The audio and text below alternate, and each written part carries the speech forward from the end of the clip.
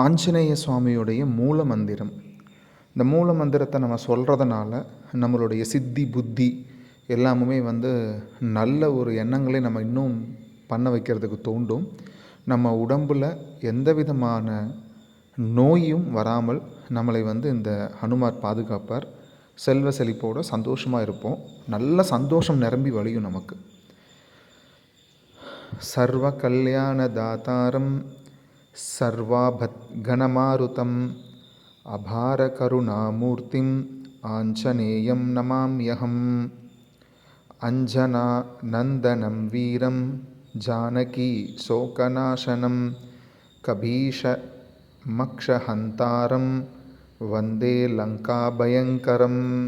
சர்வகல்யாணதாத்தாரம் சர்வாபத் கணமாருதம் அபாரகருணாமூர்த்திம் ஆஞ்சநேயம் நமாம்யஹம்.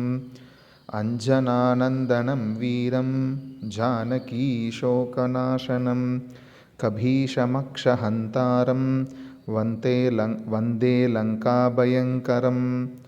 சர்வகல்யாணதாத்தாரம் சர்வாபத்கணமாருதம் அபாரகருணாமூர்த்திம் ஆஞ்சநேயம் நமாம்யஹம்.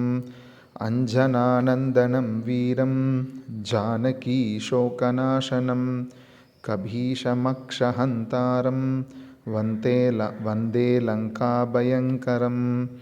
சர்வகல்யாணதாத்தாரம் சர்வபத்கணமாருதம் அபாரகருணாமூர்த்திம் ஆஞ்சநேயம் நமாம்யஹம். அஞ்சனானந்தனம் வீரம் ஜானகி சோகநாசனம் கபீஷமக்ஷஹந்தாரம் வந்தே லங்காபயங்கரம். சர்வகல்யாணதாத்தாரம் சர்வாபத்கணமாருதம் அபாரகருணாமூர்த்திம் ஆஞ்சநேயம் நமாம்யஹம். அஞ்சனானந்தனம் வீரம் ஜானகி சோகநாசனம் கபீஷமக்ஷஹந்தாரம் வந்தே லங்காபயங்கரம்.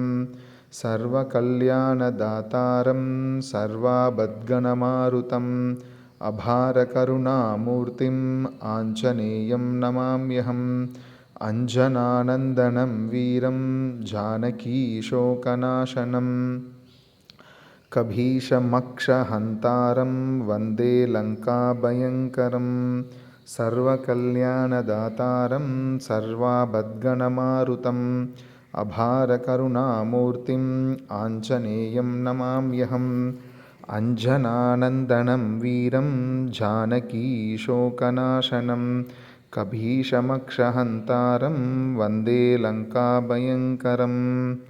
11 தடவை, 21 தடவை, இல்லைனா 108 தடவை. இது எந்த மந்திரமாக இருந்தாலும் 11, 21, 51 இல்லைனா 108 இதை நம்ம சொல்லி நம்ம பரிபூரணமாக அனுமார்கிட்ட சரணாகதி அடைந்தோம். இல்லை எந்த தெய்வத்தை பற்றி நம்ம சொல்கிறோமோ அந்த தெய்வத்துக்கிட்ட மனப்பூர்வமாக நம்ம சரணாகதி அடைந்தோம் அப்படின்னு சொன்னால் அந்த தெய்வம் நமக்கு அவ்வளோ அருளையும் வாரி வழங்குவாங்க.